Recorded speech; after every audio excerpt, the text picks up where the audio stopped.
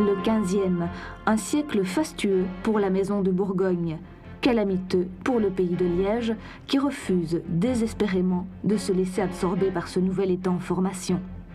Othée, en 1408, a marqué le premier de nos désastres. 5000 morts, 8000 peut-être, sur le terrain. Le vainqueur s'appelle Jean sans peur, duc de Bourgogne. Prince déchu, déposé par ses sujets, son parent Jean de Bavière l'a mandé à son secours, l'a introduit dans le pays pour mater la cité. Précédent dangereux, que personne n'oubliera, ni les Liégeois dans leur rancune, ni les ducs de Bourgogne dans leur appétit grandissant. Si bien que l'histoire va se répéter. Othée, 1408, n'aura été que le premier acte d'une tragédie. Mortelle pour le pays, mortelle pour la cité.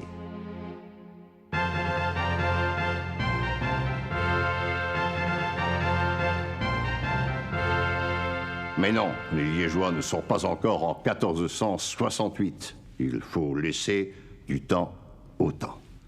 20 ans après Othée, les Liégeois, imaginez-vous, se souciaient-ils beaucoup des futures années 60? Certainement pas. 20 ans après Othée, les Liégeois respirent. Leurs libertés ont été rétablies. La paix de Fex, la démocratie restaurée. Et surtout, une nouvelle génération a poussé. Le prince-évêque actuel s'appelle Jean de Heinsberg. Voici son effigie la plus authentique. Cet homme est un bon vivant, plus jouisseur qu'agressif. Le peuple ne le détestera pas. Il va régner longtemps, de 1419 à 1455. Que dire de lui? 2 ou 3 choses, peut-être.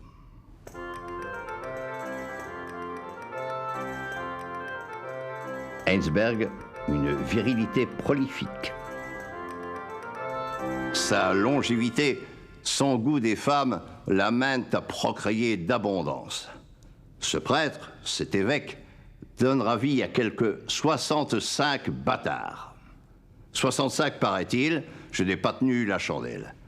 Les Liégeois, loin de s'en offusquer, s'amusent plutôt d'une pareille gaillardise. Mais je préfère vous prévenir, cette plaisante gaillardise nous vaudra de graves ennuis plus tard. Heinsberg, un taxateur malmené. Toujours à court d'argent, nos princes courent aussi après les taxes. Et souvent, c'est une affaire à suivre, les procureurs fiscaux, leurs procureurs, exagèrent. Ce qui fait que la perception de l'impôt se heurte parfois à des difficultés. Parfois, il y a résistance. Et parfois, le prince ou l'évêque doit payer de sa personne. Son intervention ne tourne pas toujours bien. C'est ainsi que Heinsberg connaît une mésaventure dans la campagne flamande. Tandis qu'il emmène le bétail des récalcitrants, les gens de Diepenbeek, de Hasselt et des alentours l'assaillent, le traquent et lui font lâcher prise. Ils crient, dans leur patois, « Tuons ce prêtre qui nous vole et nous appauvrit tous !» Commentaire d'un historien liégeois qui comprend ces réactions rurales. Et oui, vraiment, un évêque est-il installé pour lever des tailles, aller au bal, courtiser les demoiselles? Heinsberg, la mollesse du guerrier.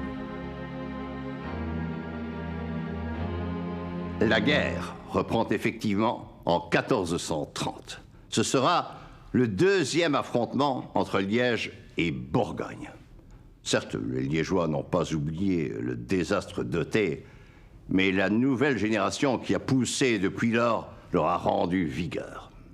Objet du conflit, le comté de Namur. Le vieux comte de Namur a vendu son domaine au duc de Bourgogne.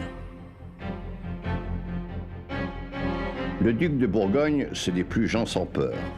Le vainqueur d'Othée, qui avait autrefois commandité l'assassinat de son rival, Louis d'Orléans, a péri lui-même en 1419, assassiné à son tour sur le pont de Montereau.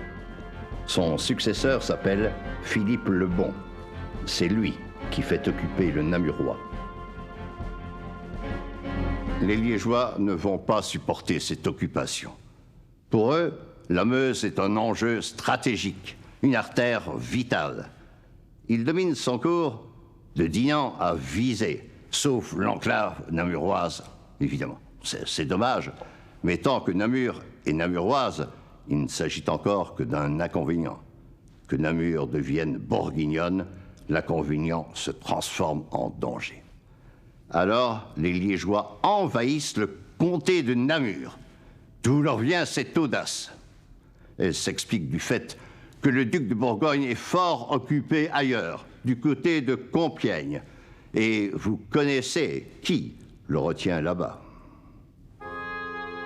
Une jeune fille, une pucelle, dont l'aventure est si extraordinaire qu'on l'attribuerait plus volontiers à la légende qu'à l'histoire.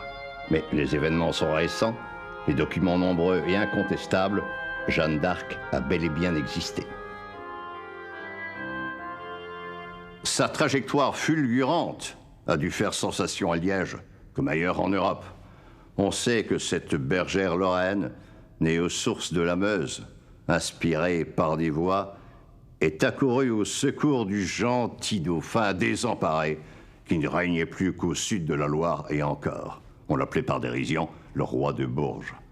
On sait qu'elle l'a emmené à Reims pour l'y faire sacrer roi, roi de France. Charles VII, roi de France. Il se montrera envers elle fort ingrat. On sait qu'elle a libéré Orléans. On sait qu'elle a défait les troupes anglaises en pleine Beauce, à Patay, etc. Alors, si les Anglais ne sont pas invincibles, pourquoi leurs alliés bourguignons le seraient-ils? On prétend que la question excite les esprits à Liège. En tout cas, la campagne liégeoise dans le Namurois est aussi ravageuse que confuse. 2 forts enlevés, Poil-Vache et Golzine, 17 moulins détruits, 300 villages brûlés. Les Liégeois s'obstinent contre Bouvigne, la rivale de Dinan, là en face, de l'autre côté de la Meuse.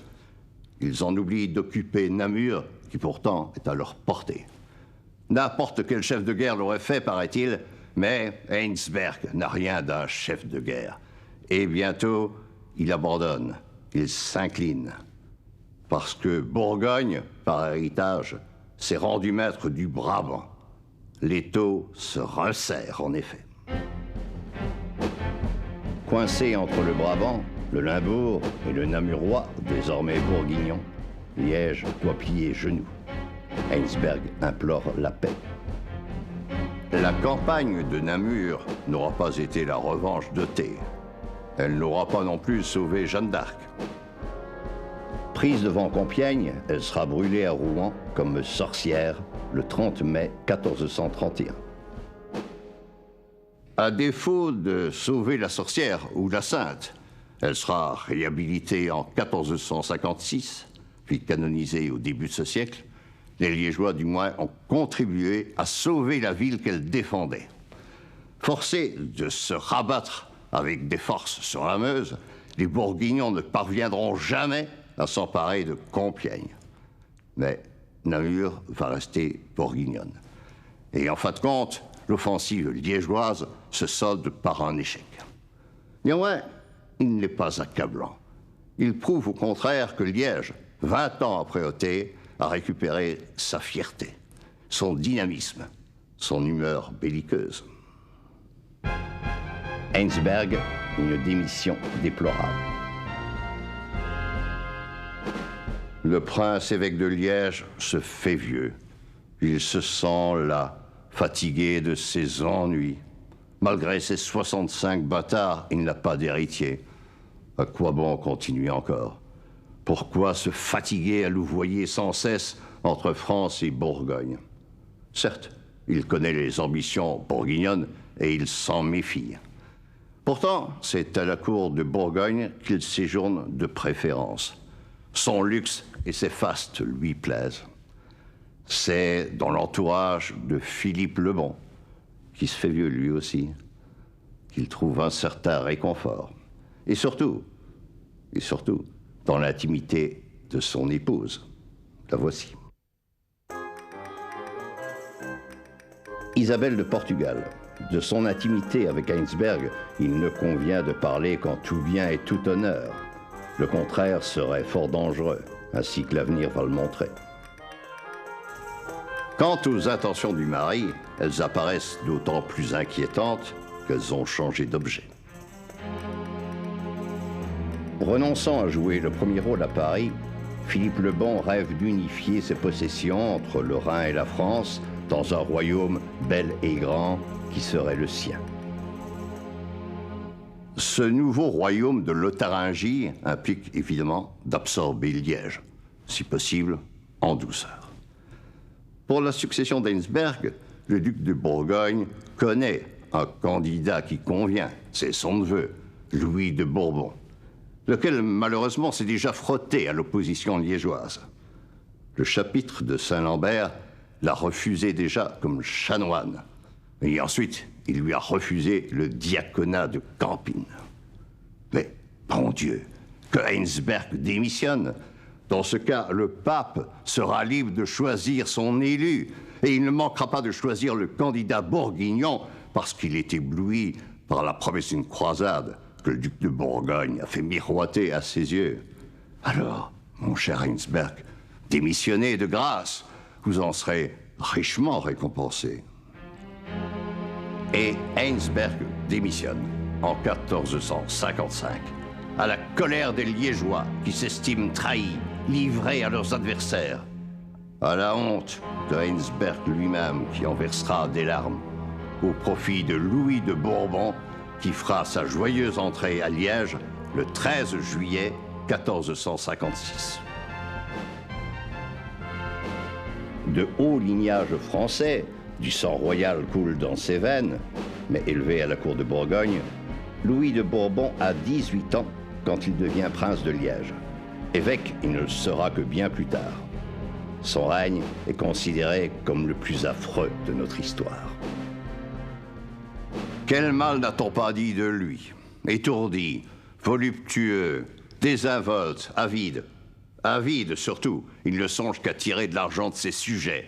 On l'appellera bientôt le premier bribeux, le premier mendiant de la principauté. Et à coup sûr, ses procureurs fiscaux exagèrent. Et là, dans la campagne flamande, une résistance s'organise. Heinsberg avait connu le phénomène. Des bandes de jeunes, soutenues parfois par des nobles, se plaisent à rosser, à fouetter les procureurs du prince, d'où le nom qu'on leur attribue. Les Klöpperslagers, en français, les fustigeants. Il est vrai que les procureurs fiscaux ont extorqué là-bas, rien que dans les premières années du règne de Louis de Bourbon, pas moins de 100 000 florins. Des enquêtes l'établissent. À Liège, un tribunal s'institue en 1461 pour punir les voleurs. Louis de Bourbon, d'abord, conteste la validité de cette juridiction. Et puis, soudainement, il décide d'y participer. Siégeant en compagnie des bourgmestres, des échevins et des jurés, Louis de Bourbon s'amuse à faire condamner autant qu'il peut ses propres officiers. Il y prend un plaisir manifeste, d'autant qu'une bonne partie des amendes échoua dans sa cassette personnelle. Mais quelques mois plus tard, nouvelle volte-face. Louis de Bourbon dénonce officiellement le tribunal qu'il a lui-même présidé. La cité a empiété sur ses prérogatives judiciaires. Elle en sera durement châtiée. Comment expliquer ce revirement nouveau, capricieux ou cynique? L'explication se trouve peut-être à Paris. Les Liégeois aiment naturellement les Franchouais, écrivait en 1440 le chroniqueur Jean de Stavelot, moine de Saint-Laurent. L'observation du chroniqueur n'a rien d'accidentel. Elle représente au contraire un sentiment général et permanent. L'amour de la France est une constante dans la mentalité liégeoise. Et cette aimantation plonge des racines très loin, très profondément dans le Moyen-Âge. À l'époque, elle se concrétise déjà par divers traités de commerce et d'alliance. Le plus récent a été signé par Charles VII en 1460. Le roi de France prend Liège sous sa protection et se porte garant de ses libertés. Louis de Bourbon, évidemment, ne l'ignore pas, et il se frotte les mains quand il apprend, en juillet 1461, que Charles VII est mort et que le dauphin Louis va monter sur le trône. Car le dauphin Louis, en révolte ouverte contre son père, vivant depuis des années à la cour de Bourgogne, était très mal considéré des Liégeois. Le dauphin, notoirement, leur en gardait rancune. Aussi, Louis de Bourbon ne manque-t-il pas de malice lorsqu'il incite ses sujets à envoyer une délégation à Paris pour saluer le nouveau souverain. Il escompte une rebuffade, et la délégation liégeoise, d'ailleurs, éprouve quelques inquiétudes. Elle a tort. Couronné, le dauphin révolté s'est métamorphosé en roi de France. Sa Majesté Louis XI reçoit merveilleusement les Liégeois. Banquet officiel, festivités, tous les traités antérieurs sont confirmés, avec éclat. Déçu dans son calcul, dépité par la chaleur d'un accueil auquel il n'a pas été convié, Louis de Bourbon va se hérisser davantage contre ses sujets et ses villes indociles. Il jette l'interdit sur la cité de Liège et quelques autres. L'interdit, mesure grave, défend de célébrer les offices religieux. À l'interdit, il ajoute la suspension de la justice ordinaire, donc plus de tribunaux. La haute justice, il se la réserve. De plus, il émet de la fausse monnaie. De plus, il s'absente régulièrement du pays. De plus, il tarde à prendre les ordres religieux. Hésiterait-il à devenir évêque? Ces griefs accumulés, ressassés, le rendent plus détestable encore que Jean de Bavière, au début du siècle, à la veille d'Othée. Alors, l'histoire se répète. Elle balbutie. Les Liégeois, en 1465, retrouvent leur réflexe révolutionnaire de 1406. Renaît leur désir de désigner eux-mêmes leur chef. Oui, Louis de Bourbon doit être déposé, comme le fut autrefois Jean de Bavière. L'affaire sera rondement menée par un certain Ras de Hers, Thiois d'origine, vieil ami des Kluperslagers, les fustigeants. Ras de Hers est maintenant bourgmestre de Liège et chef de la très puissante corporation des Fèvres, des forgerons. Sans tarder, Ras de Hers convoque les 3 États institués par la paix de Fex, le clergé, la noblesse et la bourgeoisie urbaine. Il emporte leur assentiment. Le 24 mars 1465, la déchéance de Louis de Bourbon est proclamée. Cette proclamation équivaut à une déclaration de guerre. Et la guerre va durer 4 ans. Chaque année, pendant 4 ans, la cité de Liège et son pays vont devoir se mesurer à Bourgogne. Dure partie à jouer contre cet adversaire effrayant. Dans l'immédiat, la première chose à faire est de recruter des alliés. Ras de Hers s'y emploie. Il se tourne vers un seigneur allemand, Marc de Bade. Marc de Bade, son frère et leur compagnon d'armes sont acclamés à Liège le 22 avril 65. Négligerait-on pour autant la protection française? Que non, bien au contraire. Le 17 juin 65, entre à Liège la plus formidable ambassade française qu'on n'y ait jamais vue. Un véritable traité militaire est conclu. Hélas, les Liégeois risquent de se retrouver seuls dès que les choses tournent mal. Dès que les choses tournent mal, Marc de Bade et les siens déguerpissent dans la nuit du 5 septembre. Dès que les choses tournent mal, le roi de France se dérobe, lui aussi. Or, les choses tournent mal. À la bataille de Montlhéry, près de Paris, en juillet 65, le roi est mis en échec par les Bourguignons et leurs associés. Risquant de perdre sa capitale, Louis XI pactise, octobre 65. Mais Liège n'est pas comprise dans le traité. Le roi de France en avertit ses très chers et spéciaux amis liégeois. Il leur recommande la prudence. Il leur conseille d'arrêter les hostilités. Un peu tard. Sa lettre est datée du 21 octobre et la veille déjà, une arrière-garde liégeoise a été écrasée par les Bourguignons à Montenaken, devant Saint-Tron. Montenaken est une nouvelle défaite. Ce n'est pas encore une catastrophe. Mais la sanction qui en découle est proprement catastrophique. Le traité de Saint-Tron, janvier 66, vise à briser l'indépendance liégeoise. Le traité de Saint-Tron transformerait la principauté en protectorat bourguignon. Dans la cité, l'opinion publique est partagée. Il y a les modérés, il y a les jusqu'au-boutistes. Liège va-t-elle accepter la capitulation? Finalement, non. Car bientôt, le martyre de Dinan servira de cruel exemple. Dinan, en effet, a été exclu du traité de Saint-Tron. Pourquoi? Avant tout, pour une question d'honneur. Les Dinantais, à plein poumon, ont crié à leurs ennemis d'en face, les gens de Bouvines de l'autre côté de la Meuse, que Charles le Téméraire n'était qu'un vilain bâtard de leur ancien évêque, Jean de Heinsberg. Souvenez-vous de la gaillardise de Heinsberg, de ses 65 bâtards. Souvenez-vous de son intimité avec la duchesse de Bourgogne, Isabelle de Portugal. L'insulte des Dinantais a rendu Isabelle folle de rage. Elle exige que son honneur soit lavé dans le sang. L'armée bourguignonne met le siège devant Dinan, 18 août 66. Son artillerie prend la ville en enfilade. Dinan se rend 8 jours plus tard. Malheur pour elle. La ville est incendiée, détruite jusqu'au ras du sol.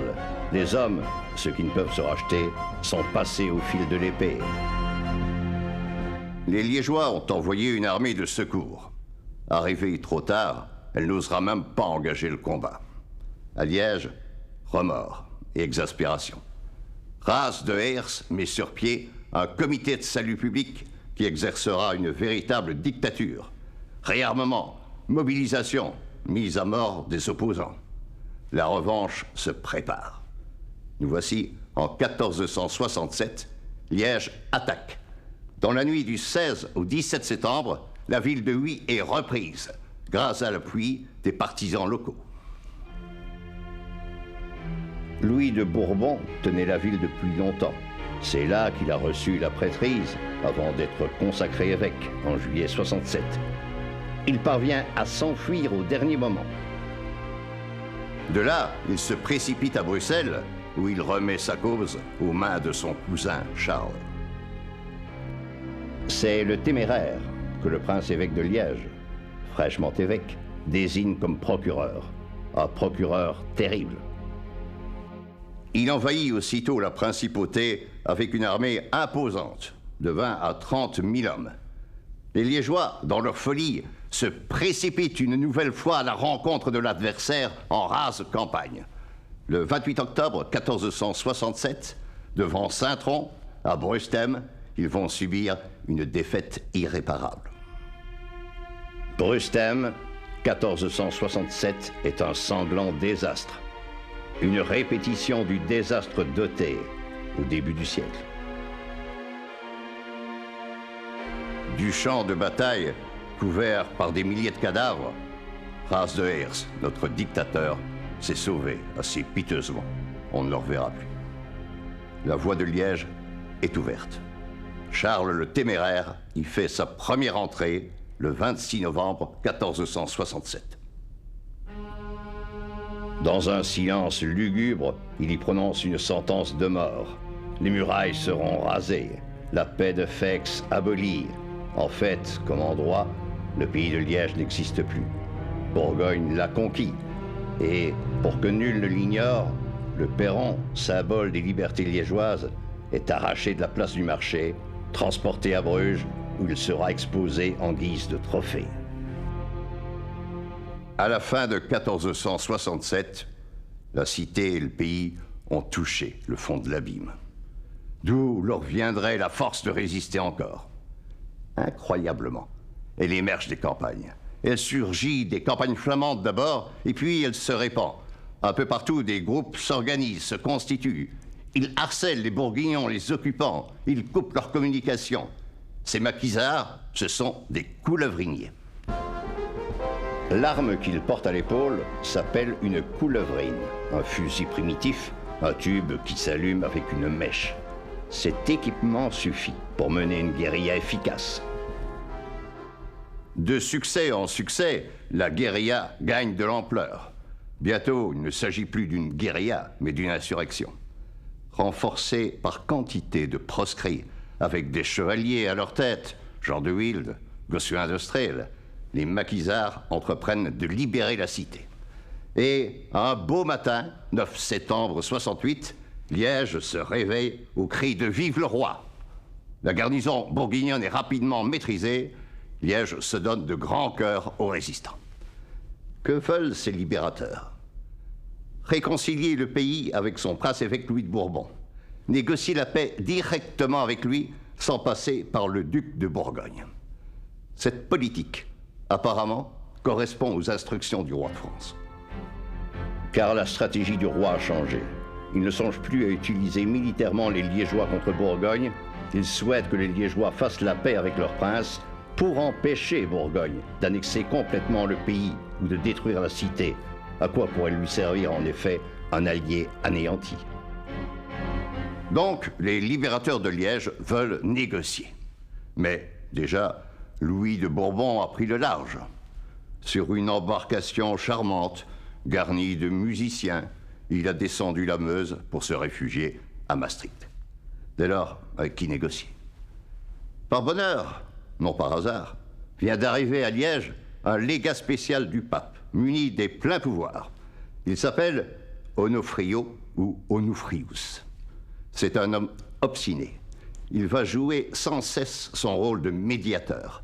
2 fois, 3 fois, il contactera en vain le duc de Bourgogne. 5 fois, 6 fois, 20 fois, il tentera d'amorcer un accord avec le prince-évêque.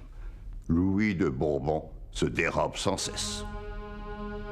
Car il est viscéralement terrorisé par son cousin le Téméraire, qui ne veut pas entendre parler de paix, qui veut casser les Liégeois à tout prix. Excédé, le légat Onofrio menacera d'excommunication le prince-évêque de Liège. Tu es témoin de tous les efforts que j'ai faits au nom du Saint-Siège pour te réconcilier avec tes sujets. Tu as vu que j'étais parvenu à des résultats inespérés. Aujourd'hui, ce ne sont plus tes sujets, c'est toi qui es ennemi de la paix. Si tu refuses de te réconcilier avec eux, par peur des princes étrangers qui ont soif du sang de ton peuple, il ne me reste plus qu'à me retirer et à voir si je ne dois pas t'infliger les peines canoniques que tu as encourues pour avoir laissé dépouiller ton église. Dommage qu'Onofrio n'ait pas utilisé l'arme suprême dont il disposait. Dommage qu'il ait laissé passer l'occasion. S'il avait excommunié Louis de Bourbon, octobre 68, les Liégeois sont exaspérés. Ils conçoivent un projet audacieux, s'emparer de leur prince-évêque, lequel séjourne actuellement à Tongres. 2 villes différentes et distantes, Tongres et Péronne, seront le théâtre d'un week-end bouleversant. Samedi 8 octobre. Le prince-évêque Louis de Bourbon et le légat du pape Onofrio poursuivent à Tongres leurs infructueux entretiens. Dimanche 9. Le lieutenant de Charles le Téméraire, il s'appelle Humbercourt, les rejoint avec quelques 5000 hommes. Et Humbercourt propose à Onofrio d'assister à l'assaut de Liège qu'il projette pour le lendemain. Refus indigné du légat. Dimanche 9 toujours, au soir, une armée liégeoise, commandée par Jean de Wilde, contourne Tongres et l'encercle discrètement. Lundi 10. Les Liégeois s'emparent de Tongres pendant la nuit. Leurs coulevrines tiennent les rues sous leurs tirs. Humbercourt est fait prisonnier. Jean de Wilde, après discussion, le laisse partir. Lundi 10, au matin, le prince-évêque de Liège, accompagné du légat Onofrio, est ramené dans la ville de Liège. Accueil enthousiaste, vraiment allégresse populaire, acclamation. Dimanche 9 octobre, Louis XI arrive à Péronne, escorté d'une simple garde d'honneur, pour négocier avec Charles le Téméraire. Péronne, à 120 km de Paris, est une place bourguignonne. Le roi de France se croit protégé par sa qualité de suzerain et par le sauf-conduit qu'il a obtenu par surcroît de prudence. Lundi 10. Inquiet des remuements militaires qu'il constate autour de lui, Louis XI se réfugie dans un donjon inconfortable. Le Téméraire déjà envoie une partie de son armée vers Liège, alors cependant qu'il n'a encore aucune nouvelle de la prise de Tongres. Mardi 11. Les nouvelles de Tongres parviennent à Péronne.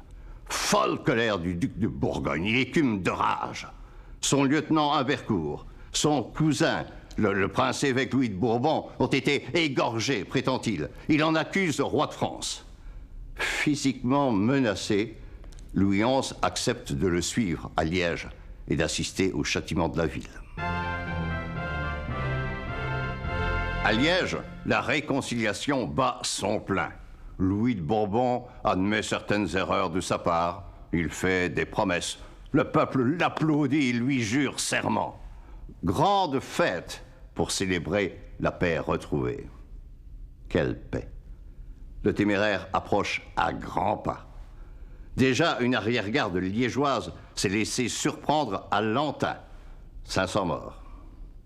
Effrayés, les Liégeois envoient leur prince-évêque et le légat Onofrio comme ambassadeur, 22 octobre.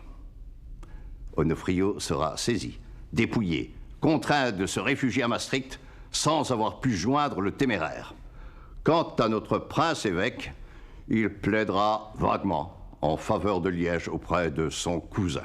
Peine perdue, mission d'ambassade vite oubliée. Quelques jours plus tard, Louis de Bourbon participera activement au siège de sa cité. Il y brillera en première ligne. Je vous présente Messire de Comines, grand écrivain, grand diplomate, assez traître. Il passera du service de Bourgogne à celui du roi de France. Pour l'heure, il reste un intime de Charles le Téméraire, dont il partage la chambre.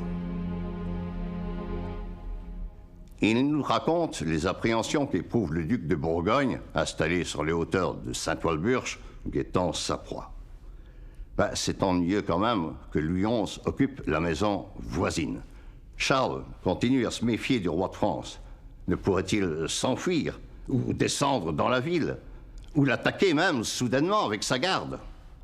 Encore bien qu'il existe entre les deux maisons une grange, et Charles s'empresse de la faire occuper par 300 de ses hommes d'élite.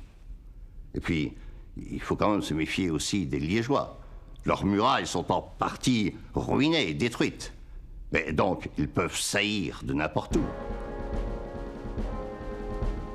Malgré sa supériorité écrasante, le Téméraire a raison d'être inquiet.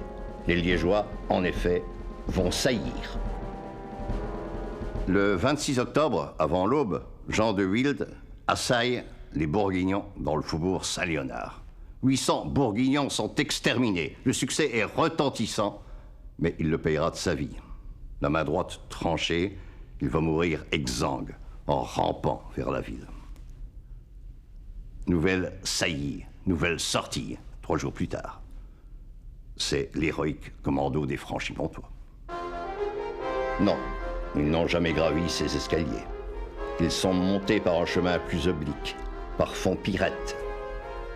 Par Fontpirette, Gossuin de Strail va pénétrer sans bruit jusqu'au cœur du camp bourguignon, avec quelques centaines d'hommes, dont les Franchimontois, bien sûr.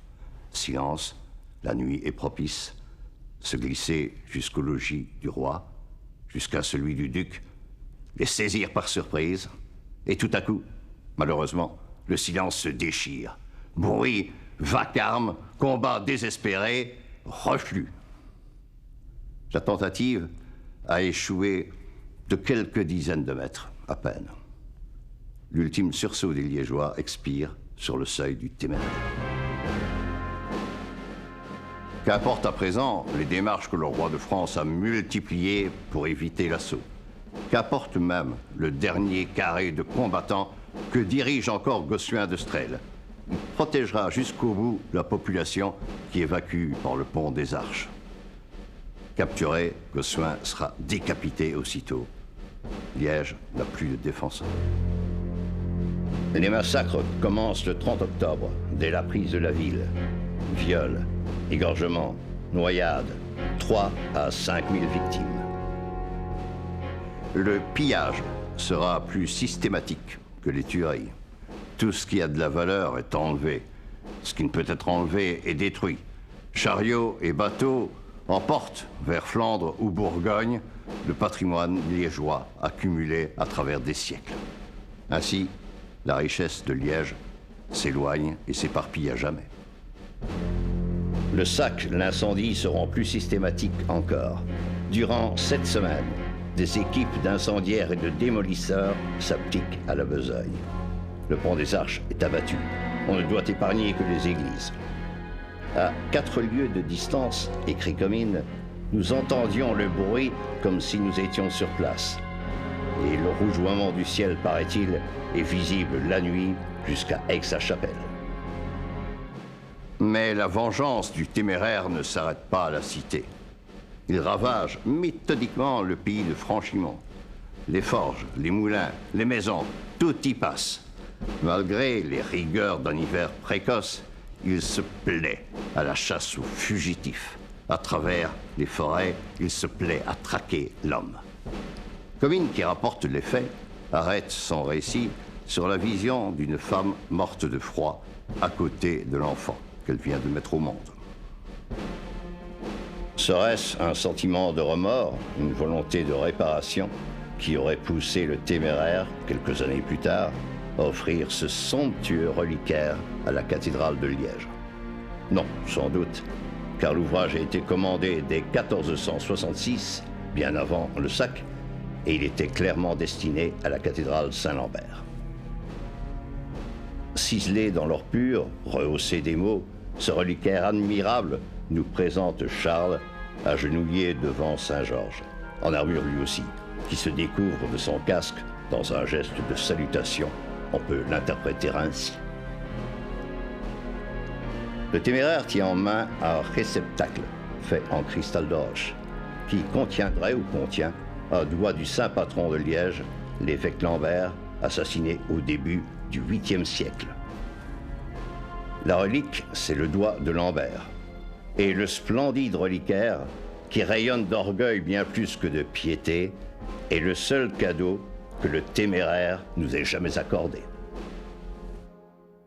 Et maintenant, qu'est-il advenu de Liège? Elle n'a pas été complètement détruite, mais le centre et beaucoup de quartiers ne forment plus qu'un amas de ruines. Appauvrie, désertée, la cité ne va récupérer 10 ans après que la moitié de sa population d'avant. Liège va survivre quand même, renaître peu à peu. Mais l'épreuve a changé le cours de son histoire. Son élan, son expansion sont brisés. Jamais plus Liège n'apparaîtra comme une puissance montante. Jamais plus elle ne se fiera à sa force armée pour s'affirmer. C'est dans une politique de neutralité, désormais, qu'elle va chercher la sauvegarde de son indépendance. Moins prétentieuse, Liège deviendra-t-elle pour autant plus raisonnable, moins turbulente? Ce n'est pas sûr.